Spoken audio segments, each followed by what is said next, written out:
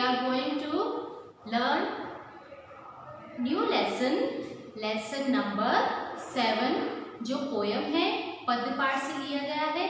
इस पोयम का नाम है सरगम। ठीक है, पाठ 7 क्या नाम है? सरगम। यह हिंदी में कविता है।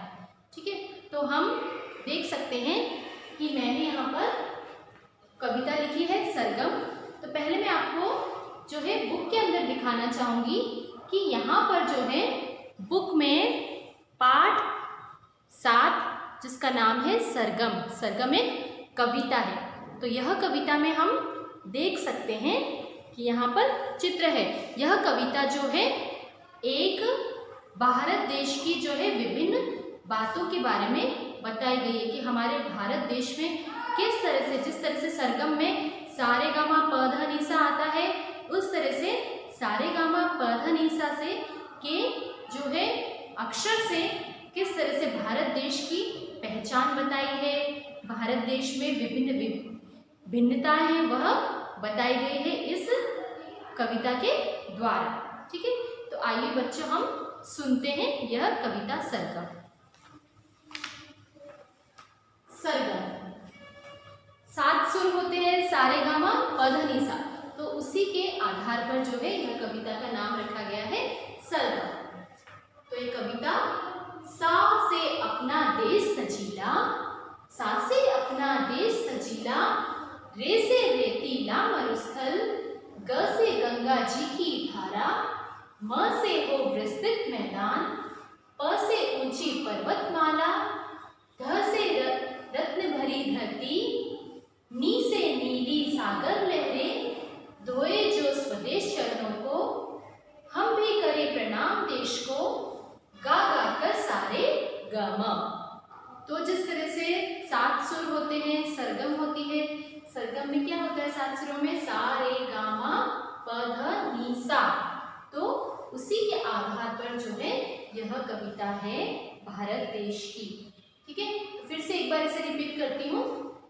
सा से अपना देश सजीला, रे से रेतीला मरुस्थल, ग से गंगा जी की धारा, म से हो विस्तृत मैदान, प से ऊंची पर्वतमाला, ध से रत्न भरी धरती, नी से नीली सागर लहरें, धोए जो स्वदेश चरणों को, हम भी करें प्रणाम देश को, गा गा कर सारे गामा।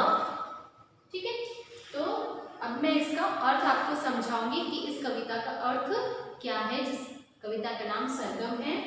सा से अपना देश सजीला, मतलब कि सा अक्षर से जो है हमारा देश भारत देश है, तो वो बहुत ही सजीला है। सजीले से अर्थ है हमारे इस भारत देश में जो है पर्वत भी हैं, नदियां भी हैं, लंबी लंबी बड़ी बड़ी नदियां हैं, और पहाड़ हैं, पर्वत हैं, विस्तृत मैदान हैं, सागर हैं। ठीक है, और हरियाली जो है, हरे भरे खेत हैं। तो वही इस कविता के अंदर दर्शाया गया है और बताया गया है इस कविता में कि सा से अपना देश सजीला। तो हमारा देश जो है पर्वत, नदियों और विस्तृत मैदानों, फिर इस धरती पर, सुंदर सी धरती पर विभिन्न प्रकार के रत्न हैं, उससे भरा भरा नीला नीला सागर है। तो इन सभी से जो है हमारा देश सजा हुआ है। रे से रेतीला मरुस्थल, तो रे अक्षर से क्या होता है कि हमारे भारत भूमि पर रेतीला मरुस्थल भी है। भारत की इस धरती पर रेतीला मरुस्थल मतलब कि जहाँ रेत ही रेत होती है चारों तरफ। ठीक है, मैदान में पूरा रेत ही रेत होती है, मरुस्थल है, तो रेतीला मरुस्थल उसे कहते हैं। तो रे से रेतीला मरुस्थल, ग से गंगा जी की धारा, तो ग से क्या होता है? गंगा जी की धारा। गंगा नदी जो है, गंगा क्या है? एक नदी है, तो इसको गंगा जी बोला गया क्योंकि गंगा जो है सबसे प्राचीन नदी है और वो सबसे बड़ी नदी है, सबसे बड़ी और सबसे लंबी नदी है। तो गंगा नदी को पवित्र भी माना जाता है।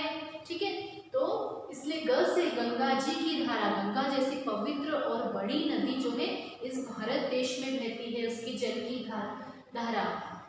धारा यानी पानी की जो है धारा, ठीक है।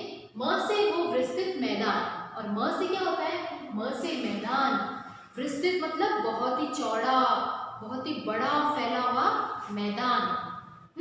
तो व से हो, म से हो विस्तृत मैदान, विस्तृत मतलब क्या है, बड़ा, चौड़ा, बड़े एरिया में फैला है, चौड़ा, ठीक है। प से ऊंची पर्वतमाला, तो प से क्या होता है, पर्वत, तो प से ऊंची ऊंची पर्वतमाला है, हिमालय पर्वतमाला सबसे ऊंची पर्वतमाला है, इसके बाद अरावली की पर्वतमाला, ठीक है। तो इस तरह से प से ऊंची ऊंची पर्वतमालाएं हैं। ध से दत्त धरी धरती, ध से क्या है, हमारी ये धरती है जिस पर हरे हरे खेत हैं, मैदान है, फूल है, फल लगते हैं, पेड़, ठीक है। तो ध से रत्न भरी धरती, रत्न भरी धरती मतलब कि विभिन्न प्रकार के रत्न होते हैं धरती के अंदर, धरती के अंदर से क्या निकलता है, सोना, चांदी, है ना, सोने की खानें होती हैं, धरती के अंदर विभिन्न प्रकार के रत्न होते हैं, सोना, चांदी, तांबा, ठीक है। तो ये सब रत्न भरे होते हैं। फिर हीरा, मोती, मोती जो है समुद्र के अंदर से निकलता है, हीरा, हीरे की खानें होती हैं, ठीक है, अभ्रक। तो इस प्रकार से विभिन्न प्रकार के रत्न जो है हमें इस भारत की धरती से, हमारी जो ये धरती है उससे रत्न मिलते हैं। दो ध से रत्न भरी धरती, रत्नों से भरी धरती है, ठीक है, विभिन्न प्रकार के। नी से नीली सागर लहरें, नी से क्या होता है, नीला नीला जो है सागर का, नदियों का पानी है, नीली सागर लहरें यानी सागर की जो लहरें हैं, समुद्र के पानी की जो लहरें वो कैसी हैं, नीली नीली हैं, ठीक है। तो नी से नीली सागर लहरें, दोए जो स्वदेश चरणों को, तो ये जो सागर की लहरें हैं वो नीली नीली लहरें हैं, वो हमारे स्वदेश, स्वदेश यानी हमारे देश के चरणों को धोती है, मतलब कि भारत के नीचे जो दक्षिण भाग में है, आपने भारत का नक्शा देखा होगा, तो भारत के जो है नक्शे में हम जैसा देखते हैं कि नक्शे के नीचे जो है दक्षिण भाग में, भारत के दक्षिण भाग में जो है पूरा सागर से भरा हुआ है, चारों तरफ समुद्र ही समुद्र है, सागर ही सागर है। तो क्या है, तो कहने का मतलब कि स्वदेश यानी हमारे भारत देश में के चरणों में क्या है, नीली नीली सागर की लहरें हैं, है ना, दक्षिण भारत में यानी कि नीचे की तरफ। तो यहाँ मैं आपको इस पुस्तक में बताऊंगी कि यहाँ पर देखो भारत देश है, यहाँ हम देख सकते हैं यह उत्तर भाग है भारत का, तो उत्तर में क्या है, हिमालय की पर्वतमालाएं हैं। फिर दक्षिण में क्या है, दक्षिण में नीचे यहाँ पर देख सकते हैं समुद्र ही समुद्र है चारों तरफ। तो वो कह रहे हैं कि भारत की जो है चरणों में, भारत की धरती के चरणों में जो है सागर की नीली नीली धाराएं हैं, धाराएं बह रही हैं। कहने का मतलब कि उनके नीचे है चरणों में, तो उनका चरण कहलाएगा ना नीचे की तरफ, तो वही बोल रहे हैं कि स्वदेश चरणों में नीली नीली धाराएं हैं।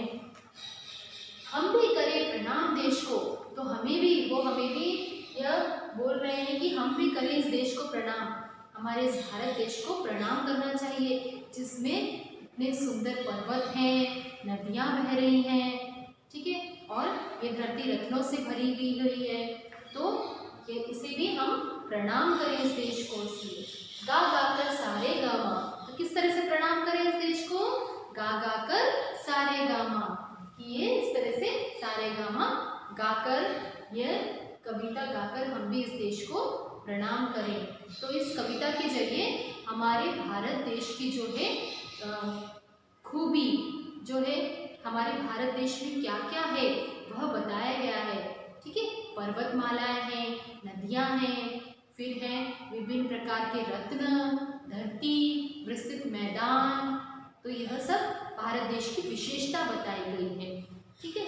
और चरणों में जो है नीले नीले जो है पानी की लहरें बह रही हैं, सागर की लहरें हैं, तो यह हमारे भारत देश की विशेषता है। तो इस कविता के जरिए भारत देश की विशेषता बताई गई है सरगम सारेगामा पधनिसा से, ठीक है। तो आशा करती हूँ आपको समझ में आ गया होगा। अभी हमारे ये कविता जो है, यहाँ पर आपको ये कविता को अच्छे से याद करना है, जिससे कि जब पंक्तियाँ पूर्ण करें लिखना आता है तो वो हम अच्छे से लिख सकें। बहुत ही सुंदर कविता है, ठीक है। तो अभी हम देखते हैं इस कविता के शब्दार्थ। शब्दार्थ में है मरुस्थल। मरुस्थल का अर्थ इंग्लिश में है डेजर्ट, DESERT, डेजर्ट। मरुस्थल का अर्थ है डेजर्ट, यानी जहां पर चारों तरफ रेतीला मैदान है, रेत ही रेत है, उसको डेजर्ट बोलते हैं हिंदी में मरुस्थल। विस्तृत, विस्तृत का अर्थ है ह्यूज या फिर लार्ज भी कह सकते हैं। तो ह्यूज मतलब बड़ा, विस्तृत, बड़ा मैदान, HUGE, ह्यूज, या फिर लार्ज भी कह सकते हैं विस्तृत को, LARGE, लार्ज। स्वदेश, स्वदेश का अर्थ है Motherland, MOTHER, mother, land, LAND, land, Motherland. तो स्वदेश को बोलते हैं मदरलैंड। स्वदेश मतलब अपना देश, मातृभूमि, ठीक है। स्वदेश यानी मातृभूमि, हमारा देश, हमारा जिस भूमि पर जन्म हुआ है उसको मदरलैंड बोलते हैं। तो हमारा, हम भारत भूमि में रहते हैं, तो हमारा जन्म कहाँ हुआ है, भारत देश में हुआ है, तो वो हमारा मदरलैंड है, ठीक है। अभी ये हमारा पाठ समाप्त हुआ है। इस पाठ के स्वाध्याय पर हम नजर डालते हैं। स्वाध्याय, स्वाध्याय में पहला प्रश्न, निम्नलिखित पंक्तियों को पूर्ण कीजिए। तो हमने अभी हाल जो है यह कविता पढ़ी, तो इस कविता में जो पंक्तियां हैं, कुछ पंक्तियां यहाँ पर दी गई हैं, उसे हमें पूर्ण करना है। तो पहला है म से हो, तो म से क्या हो, म से हो विस्तृत मैदान।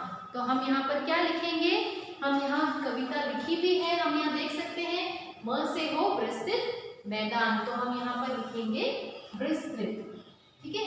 म से हो विस्तृत, विस्तृत मतलब हमने अभी क्या पढ़ा, ह्यूज, बड़ा, विस्तृत मैदान, तो हम यहाँ पर लिखेंगे विस्तृत मैदान। तो हमने यहाँ पर पंक्तियां पूर्ण की, विस्तृत मैदान, ओके। म से हो विस्तृत मैदान। अभी हमने पंक्तियां पूर्ण की, तो उसके नीचे हम जो है लाइन खींचेंगे, अंडरलाइन करेंगे, ठीक है। अभी दूसरा है खाली जगह पर्वतमाला। तो प से क्या होता है, तो प, तो हमको क्या लिखना है, प से ऊंची पर्वतमाला। जी हाँ बच्चों, हम यहाँ देख सकते हैं, यहाँ कविता मैंने लिखी हुई है प से ऊंची पर्वतमाला। तो हम पंक्तियां पूर्ण करेंगे, प, यहाँ पर अपॉस्ट्रोफी, ठीक है, प से, प से ऊंची,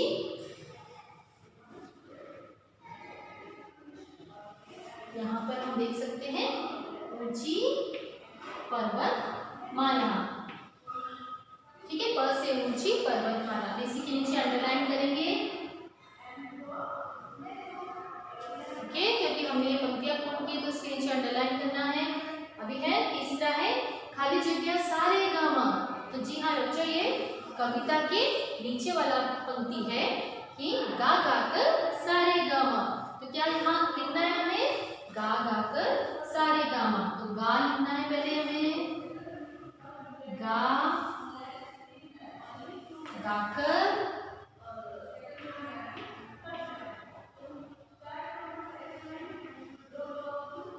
गा गाकर सारे गामा।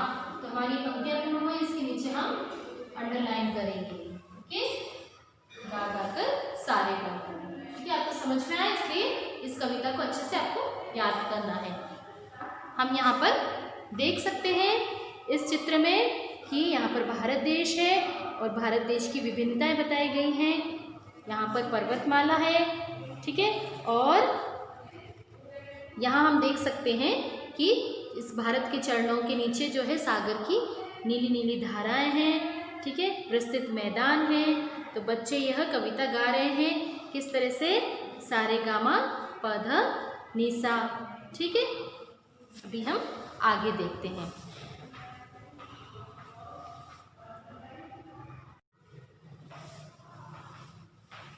तो आइए हम आगे देखते हैं।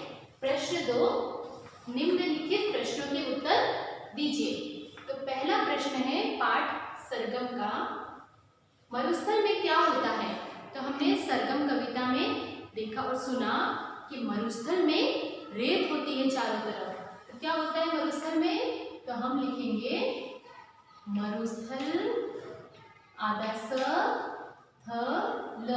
बच्चों आपको अच्छी लिखाई में लिखना है और पूरे वाक्य में उत्तर लिखना है। तो मरुस्थल में रेत होती है, रेतीला होता है मरुस्थल, तो रेत होती है। ठीक है, मरुस्थल में क्या होता है? मरुस्थल में रेत होती है। ठीक है, बहुत सारी होती है इसलिए है लगाएंगे। ठीक है, दूसरा प्रश्न है, ग अक्षर से किसका बोध होता है? तो ग अक्षर से गंगा नदी की धारा का बोध होता है। किसका बोध होता है? तो पूरे वाक्य में लिखेंगे ग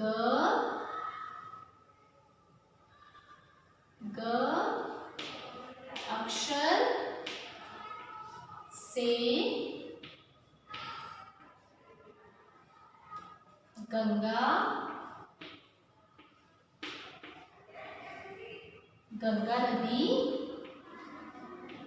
नदी सबसे पवित्र नदी मानी जाती है, सबसे बड़ी नदी मानी जाती है। गंगा नदी की धारा का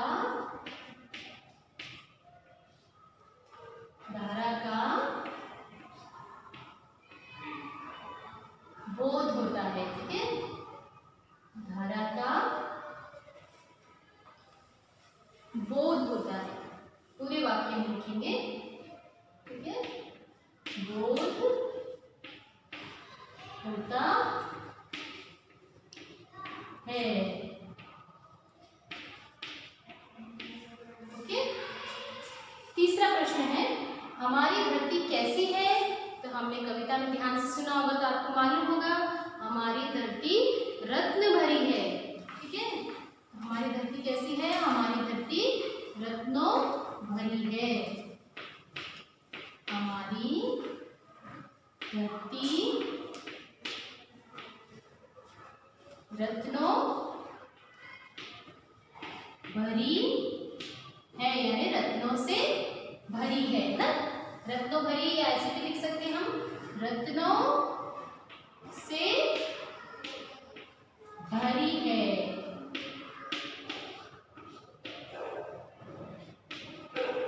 ठीक है, हमारी धरती रत्नों से भरी है। बहुत सारे रत्न हैं इसलिए यहाँ पर जब बहुवचन का वाक्य होता है तो है लिखते हैं। ठीक है, रत्नों से भरी है। चौथा प्रश्न है, नीले सागर की लहरें क्या धोती हैं? तो नीले सागर की लहरें स्वदेश के चरणों को धोती है, यानी भारत देश के चरणों को। ठीक है, तो क्या लिखेंगे? स्वदेश के चरणों को भी लिख सकते हैं या भारत देश के चरणों को भी लिख सकते हैं। स्वदेश यानी अपना देश होता है ना। हाँ, तो नीले सागर की लहरें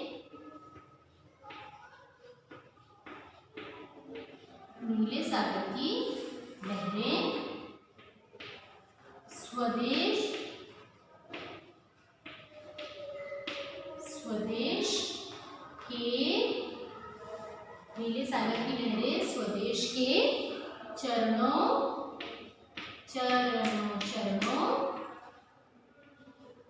ठीक है को धोती है।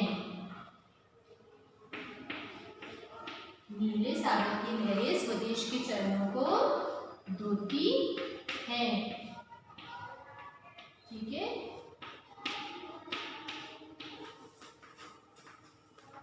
अभी पांचवा प्रश्न है, सारे ग म गा गाकर हमें क्या करना चाहिए?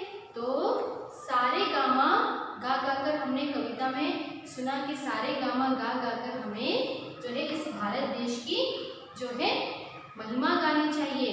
ठीक है, तो अभी हम लिखते हैं उत्तर।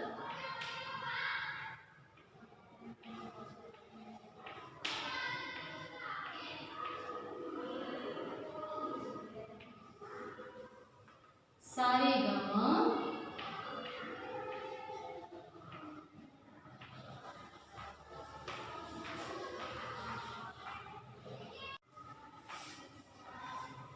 तो सारे गामा गा गाकर हमें क्या करना चाहिए? सारे गामा गा गाकर देश को प्रणाम करना चाहिए। गा गाकर हमें देश को प्रणाम करना चाहिए।